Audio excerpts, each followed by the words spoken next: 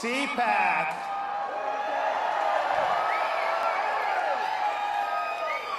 Let me welcome you to the freest state in these United States.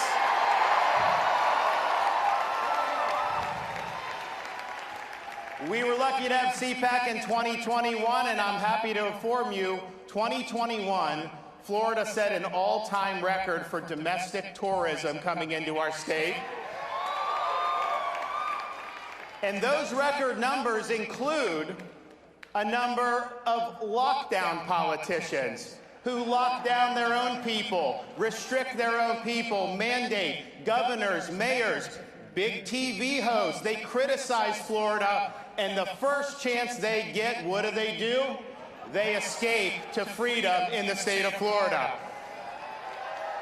And why do even these biggest critics and lockdowners come to Florida? Well, I think it's simple.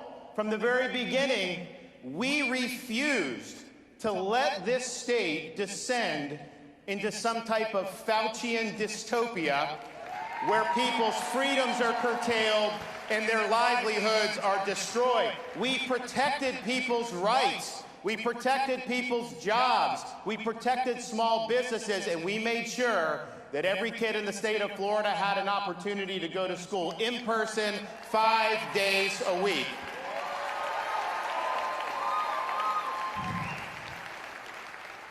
In Florida, we reject the biomedical security state, which erodes liberty, harms livelihoods, and divides our society. And we not only reject it if it's government, we have done things like ban vaccine passports and mandates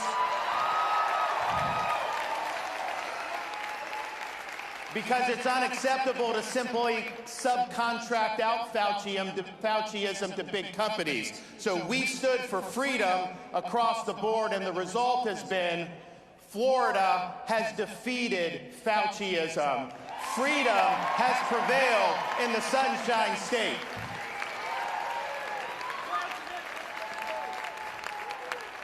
And Florida led when it counted. We led early on when the weight of the world was coming, bearing down on our shoulders.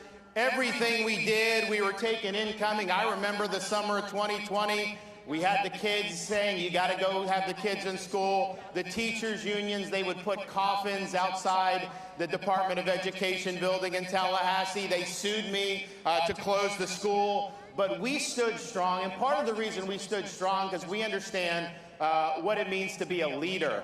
Not just be a politician that twists in the wind, but be willing to make the tough decisions. I look back at President Eisenhower's farewell address. Many of you remember it because he warned about the military-industrial complex. That was smart. He was right.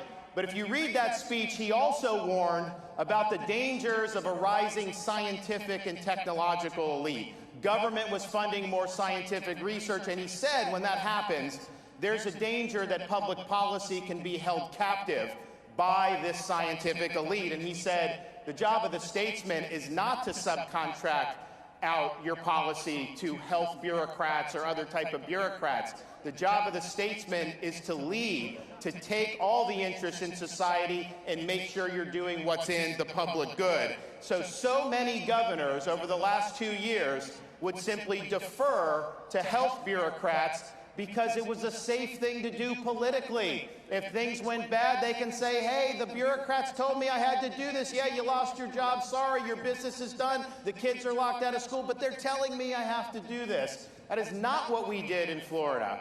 And we did it when it wasn't popular. We did it when we were taking fire. And we did it because my duty is to stand up and protect the freedoms and the jobs of the people I represent. And if that puts me in political jeopardy, then so be it. I will stand with them. I'm not going to try to protect my own hide.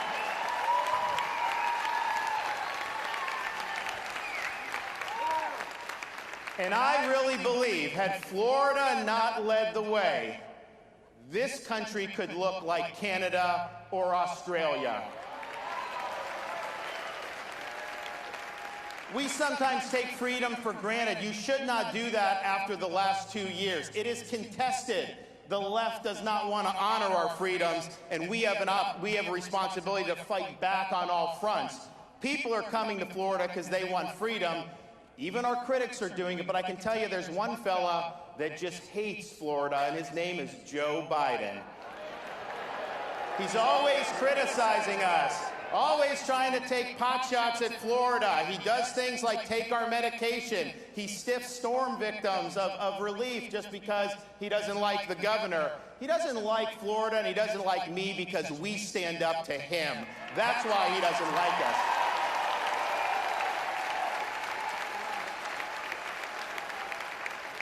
Last year, we called a special session to protect every Florida job from Biden's vax mandates, and we succeeded. We've sent people to the Texas border and are suing Biden over his catch and release policy because he is not following the Constitution by letting our borders be overrun. We stand up against the weak on crime policies that is ravaging cities all across the country and what he supports, and we are standing against his reckless fiscal policies where they've printed trillions of dollars, and now we have rampant Biden-inflation. The inflation is because of his policies, and we're not going to let anyone forget that. So all told, he's had the worst first year of any president since the 1800s. And as Biden flounders, Florida is leading on issue after issue. We have the largest budget surplus and the lowest per capita tax burden in the entire United States, and no income tax, and we won't have that as long as I'm governor.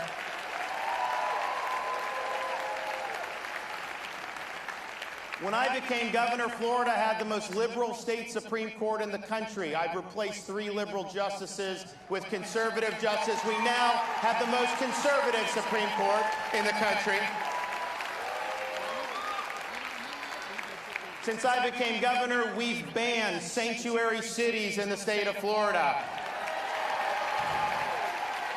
And we are in the process of getting money from the legislature so that if Biden is dumping illegal aliens into Florida from the southern border, I'm rerouting them to Delaware.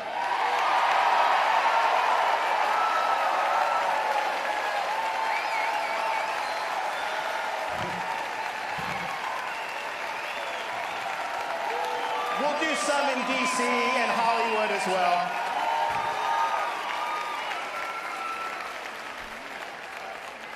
Florida leads the nation in school choice, and we have liberated hundreds of thousands of young kids who are living in poverty to get an education and make the most of life's opportunities. We in Florida were one of the first states to stand up and protect women's athletics. We're not going to let our young girls and our women athletes have opportunities denied for them because of ideology and political correctness.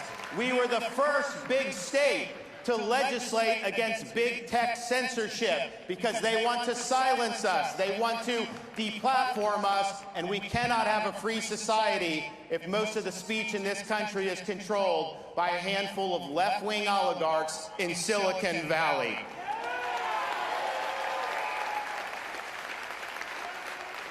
We are a law and order state in the state of Florida. We reject weak on crime policies. We reject Soros-funded prosecutors.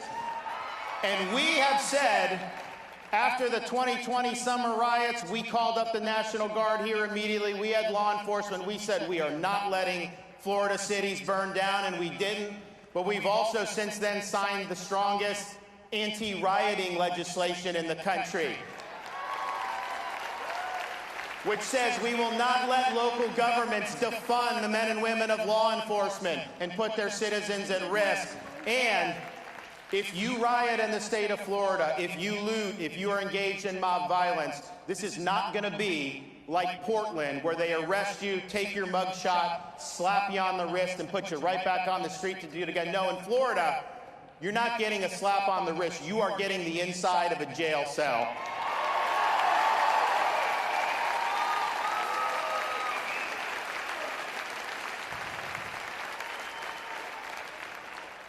Because we will not spend taxpayer money to teach our kids to hate our country or to hate each other, we have banned CRT in K-12 education.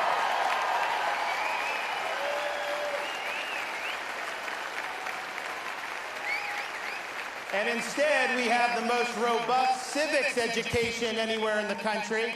We're going to have citizenship exams for graduating seniors, and we're giving teachers the opportunity to go through a civics boot camp and get a $3,000 bonus. Yes, we're against CRT, but what are we for? I'm for the Constitution. I'm for the Bill of Rights, and we need to have our young people understand what that means.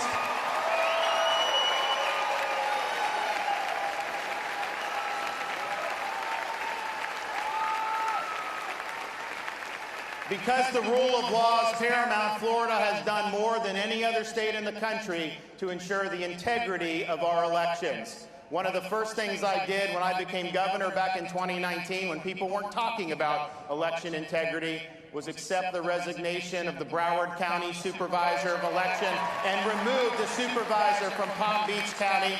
We didn't change the rules when COVID came. We followed the law. We counted 99% of the ballots by midnight on election night. It was transparent. It was fair. We did a good job. But we also understood there were a lot of shenanigans in other parts of the country. So last year, I signed legislation banning ballot harvesting in the state of Florida,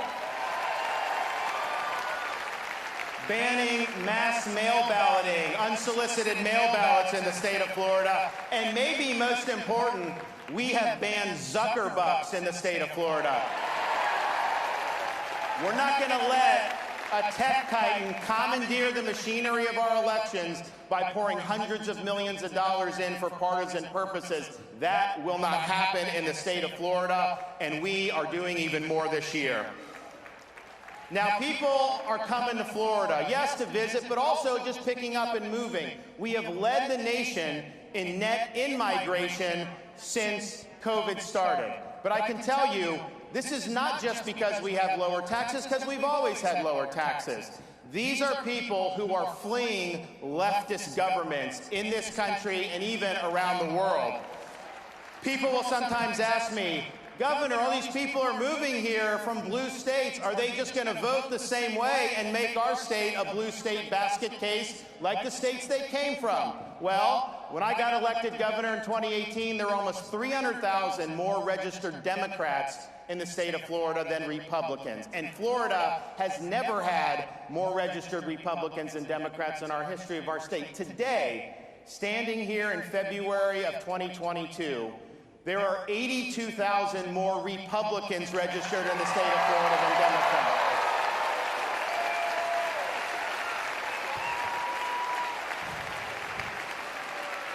And it's not just people coming from blue states. There are people that look to Florida as the citadel of freedom who are chafing under authoritarian rule all across the world. I recently got a letter from Samuel from Australia, and he said, quote, "There isn't much hope right now here, and many of us are fearful of what our leaders have in store for us. I look to you and your great state of Florida for hope during this dark time.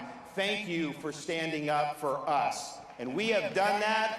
Canadians are writing in, Australia, Europe, you name it. And I think they understand what the stakes are, and they look to us of what protecting freedoms a lot means. And I think about what the left's trying to do. I got into politics about 10 years ago. I ran for Congress. I had never been involved. And my mission was largely to stop Barack Obama, who was president at the time. I even wrote a book, which was read by about a dozen people, that talked about some of the problems, how it was not consistent with the values that the country was founded on. And I stand by that. Those were good fights, important fights. But I got to tell you, I look back at that time, it almost seems a little quaint to me, because the threats we face to freedom, the threats we face to a just society are much more pervasive than they were just 10 years ago. I mean, think of what the left wants to do. What are their political aims? If they had just elected a couple more U.S. senators, they were going to pack the U.S. Supreme Court. They were going to make D.C. a state so they'd have 2 radical left-wing Democrat senators for life. They were going to abolish the Electoral College so California could elect the president, and they wanted to federalize fraudulent ballot practices. Now, say what you want about that. That is not an agenda that very many American families are sitting across the dinner table from each other saying, oh man, I wish we could make D.C. a state, or I wish we could pack the Supreme Court. No, that's not what people have on their mind. They're concerned about gas prices, crime, the border, all the disorder around the world. That's what they're concerned about. They're doing that, though. The left wants to do that because their goal is not to make our country great. It's to marginalize the conservative half of the country. They want us to be powerless. They want us to be voiceless. They want us to be second-class citizens. And what are these ideological aims? The woke is the new religion of the left. And this is what they have in mind. That's why they want CRT, because they want to divide the country. That's why they remove statues of Thomas Jefferson and Abraham Lincoln and Teddy Roosevelt, take George Washington's name off schools, because they want to erase that history. They want to delegitimize our founding institutions, and they want to replace that with their left-wing ideology as the foundational principles of our modern-day society. Wokeism is a form of cultural Marxism. It is not just about raising taxes or bad economic policy. It's about tearing at the fabric of our society and trying to replace it with something that will be much, much more sinister. And the problem that we face as conservatives is a lot of major institutions in our country have become infected with this woke virus. You look at academia. Do we even need to discuss that? Their main objective now is to impose an ideological worldview on the people that come through their universities. You look at corporate America. They're mentioning it. They're opposing voter ID. Many of them make a lot of money from Chinese slave labor, but they don't want voter ID in the United States. So they are engaging in woke activism. You look at our bureaucracy and how totally off the rails they have become in many different agencies. And it's not just limited to people like Fauci. You have it across the board where this has become a major behemoth. You look at the corrupt and dishonest legacy media in this country and what they're doing to divide us and what they're doing to prop up the regime. They are not in the business of telling the truth.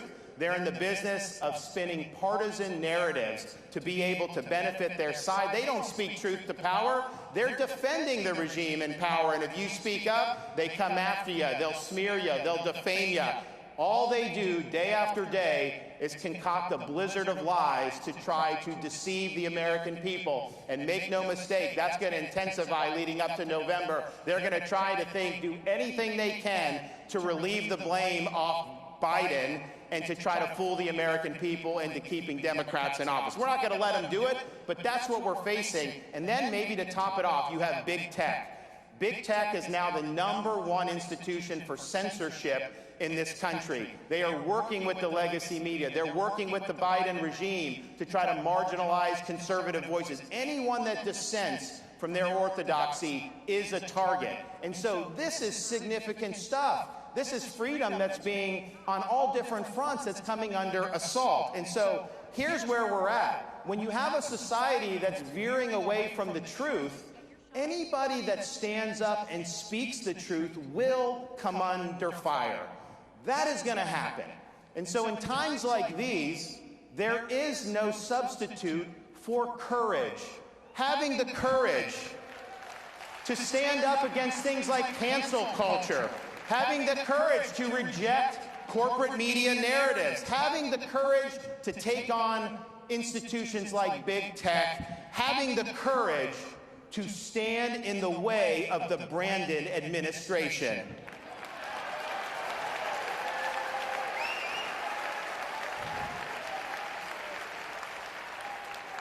So we have an opportunity to make 2022 the year that America fought back. We're going to lead the charge here in Florida, but we need people all over the country to be willing to put on that full armor of God, to stand firm against the left schemes.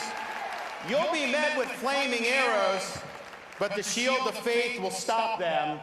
You will emerge victorious. And so I can tell you this, in Florida, we will be standing our ground. We'll be holding that line. We are not going to back down. We've accomplished more in this state than anyone thought possible, but I can tell you this, we have only begun to fight.